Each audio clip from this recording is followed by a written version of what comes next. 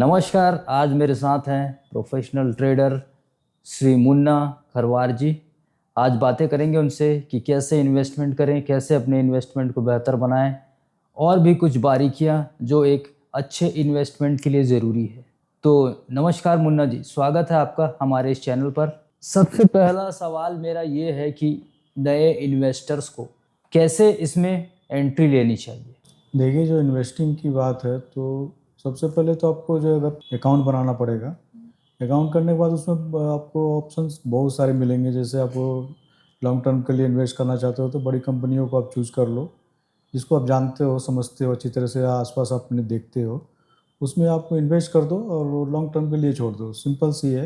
और थोड़ी सी उसकी जानकारी चाहिए तो ऑनलाइन सब कुछ अवेलेबल रहता है, आप वहाँ से जाके वहाँ से जानकारी ले सकते हो। शुरुआती तौर पर कितनी पूंजी इन्वेस्ट करनी चाहिए? तो सबकी अपनी अपनी कैपेसिटी है। अब अगर 5,000 से 500 से भी अभी शुरू कर सकते हो। 500 अगर हर मंथली डालो या 500 अगर हर डेली डालो, कुछ भी आप कर सकते हो। जो आपको आपके कैपेसिटी के को डिपेंड करता है कि आपके पास कितने पैसे हैं। धीरे धीरे इसको आप बढ़ा सकते हैं बढ़ा सकते हो इन्वेस्टमेंट। आप उसको। ठीक है, ठीक है।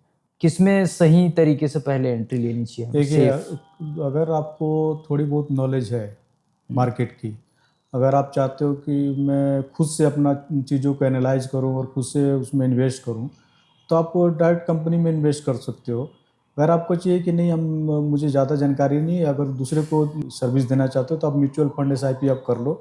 वो दूसरे की रिस्पॉन्सिबिलिटी हो जाती है कि वो आपको आपके शेयर को मैनेज करे। या फिर थोड़ी बहुत जानकारी है आपको, आपको कंपनी का एनालाइज कर सकते हो तो खुद से आप डायरेक्टली कंपनी को बाई करो। जैसे रिलायंस, टाटा, कुछ भी, आईटीसी, कुछ भी जो भी है आप बाई कर लो, जो अच्छी अच्छी कंपनियाँ हैं। ठीक है सर, ये आपने बताया लॉन्ग टर्म के लिए कि मतलब आप अपने पैसे डालते जाएं और एक लंबे समय के बाद आपको एक अच्छा रिजल्ट इसमें मिलेगा। अगर इसको डेली मार्केट के हिसाब से जैसे एफएनओ वगैरह में खेलना है तो उसके लिए क्या तैयारी होनी चाहिए, क्या स्ट्रेटेजी होनी चाहिए जिससे इस मार्केट में एंट्री करें? दो चीज़ें होती हैं इसके अंदर। एक होता है तो फंडामेंटल और एक होता है टेक्निकल। तो फंडामेंटल तो आपको ज़रूरी है कि आप लॉन्ग टर्म के लिए इन्वेस्ट कर रहे हो, लेकिन जब आप इंट्राडे कर रहे हो या फिर ट्रेडिंग कर रहे हो, आप डेली का ट्रेडिंग कर रहे हो, तो उसके लिए आपको चार्ट का जो टेक्निकल है वो समझ में आना चाहिए। तो इसके लिए थोड़ा सा लंबा टाइम लगता है और ये रिस्क भी ज़्यादा रहता है। तो जैसे आप एफएनओ है, एफएनओ तो काफ़ी, अगर आप शुरू ही करना चाहते हो तो एफएनओ से मत करो, कोई अब इक्विटी से शुरू करो। इक्विटी का मतलब आप कोई कंपनी जैसे आईटीसी है, उसके अंदर आप बाय कर लो इंट्राडे के हिसाब से, आप बाय करके सेल करो।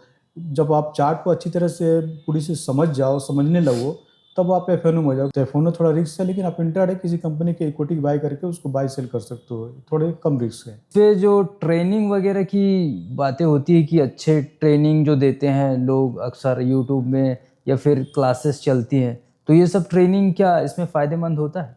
कुछ तो फायदेमंद होती हैं, लेकिन बहुत सारे ऐसे ट्रेनिंग देने वाले हैं, बहुत सारे हाई चार्जेस मांगते हैं। जैसे 5-5 लाख रुपया भी लोग सिखाने के लेते हैं। लेकिन सबसे बड़ी चीज़ है क्या है कि आप कुछ भी कर लो इसमें, तो इसमें 100% तो नहीं है। आप कुछ भी सीख लो, आप 100 में 100 नहीं कर सकते। तो इसमें अपना एक्सपीरियंस ज़रूरी होती है। आप डेली आप चार्ट को देखोगे, उसकी साइकोलॉजी को देखोगे, उसको साइकोलॉजी को रीड करोगे, क्या करती है, कैसे मार्केट मैनिपुलेट करती है, तो ये सारी चीज़ें आपको फ़ायदा करेंगी। हाँ, थोड़ी बहुत आप अगर किसी गुरु से, आप किसी से सीख लिए तो थोड़ा टाइम ड्यूरेशन कम हो जाएगा। लेकिन ऐसा नहीं कि आप किसी से सीख कर अब एक अच्छा प्रोफेशनल ट्रेडर बन जाओ, ये डिपेंड नहीं है। आप खुद से आपको एनालाइज करना ही होगा, खुद से आपको टेक्निकल सीखना ही होगा। आप मार्केट में जब जाओगे, ट्रेडिंग करोगे डेली, तो कुछ लॉस होगा, कुछ प्रॉफिट होगा, उससे आप सीखोगे।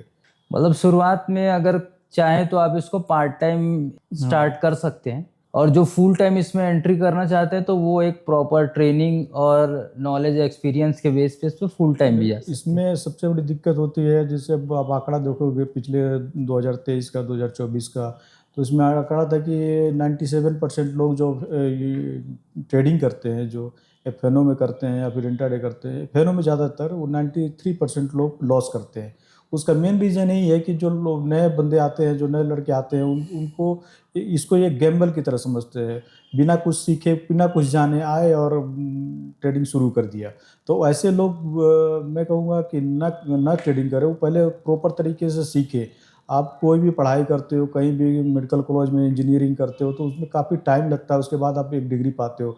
तो इसको भी एक बिजनेस के तौर पर लो, आप कम से कम साल 2 साल 3 साल इसके टाइम दो, तब आप जाके एक अच्छा ट्रेडर बन सकते हो, जिससे आपको अगर वाइप आउट भी हो जाता है अमाउंट तो कोई दुख ना हो। तो ऐसे करके आप डेली सीखें, उसके बाद आपको फुल टाइम ट्रेडर बनना है तो आप बन सकते हो, लेकिन थोड़ी सीख के। जानकारी के साथ। एक आखिरी सवाल, अगर मेरे पास 1 लाख रुपए है, मुझे सिंपली इन्वेस्ट करना शेयर पे और मैं उस पर कुछ ज़्यादा कुछ नहीं करना चाहता, तो किस पे इन्वेस्ट करूँ मैं? मेरे हिसाब से तो आप ETF में डाल दो, सबसे सेफ है, सबसे मुझे सेफ लगता है, क्योंकि उसमें क्या है, आपको जैसे आप म्यूचुअल फंड में डालोगे, SIP में डालोगे तो उसके सर्विसेज चार्ज थोड़े से काट के आपको मिलेंगे, लेकिन ETF में क्या है कि वो जो सर्विस चार्ज आपको म्यूचुअल फंड SIP में कटेगा वो सारी चीज़ें नहीं है। इसमें भी थोड़े बहुत कटेंगे जो सरकारी चार्जेस हैं, उसमें भी कटेंगे, लेकिन आपको ETF में आपको ये सेफ है, क्योंकि ये कंपनी ड्राइव होती है बड़े बड़े कंपनियों से। जैसे आप निफ्टी 20 को ले लो, या फिर तो आप जैसे आप गोल्ड 20 की बात करो तो गोल्ड है क्या है, गोल्ड का रेट हो सकता है कि महीने 2 महीने 10 दिन में ऊपर नीचे हो जाए, लेकिन आपको लॉन्ग टर्म में कभी ऐसा तो नहीं लगता कि गोल्ड का रेट डंप हो जाएगा। तो ये सारी जो चीज़ें, इसका ETF आप खरीद लो तो ETF ज़्यादा ही सेफ है। जी, धन्यवाद मुन्ना जी, आपने हमें इतनी अच्छी जानकारी दी। तो आपने जाना कैसे एक अच्छा इन्वेस्टमेंट आप अपनी पूंजी का कर सकते हैं बिना किसी रिस्क के, और भी आगे जानकारियाँ लेकर आते रहेंगे। तब तक धन्यवाद।